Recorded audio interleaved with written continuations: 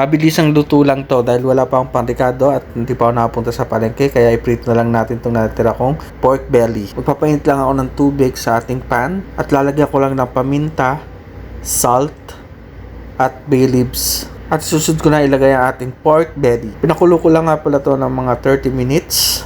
At nung medyo malambot na siya, is i-drain naman natin siya.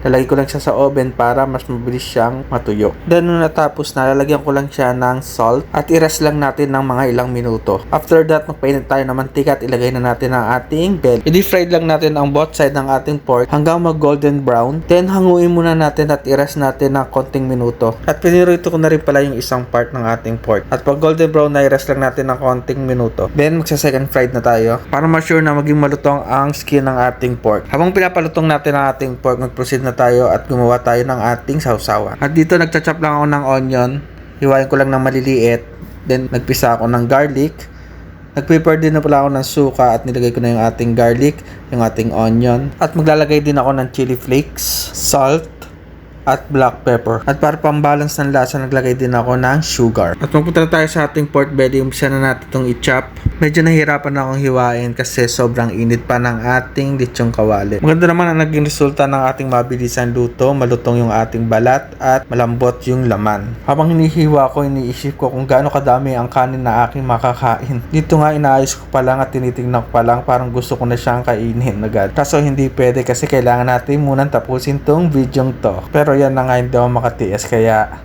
titikman ko muna na konti. At ayusin ko lang uli sa ating plate. At ito na ang ating resulta ng ating mabilisang luto na lechong kawali. At sana nagustuhan nyo ang ating video, at kung may request kayo kung anong lulutuin next, comment lang. Thanks for watching!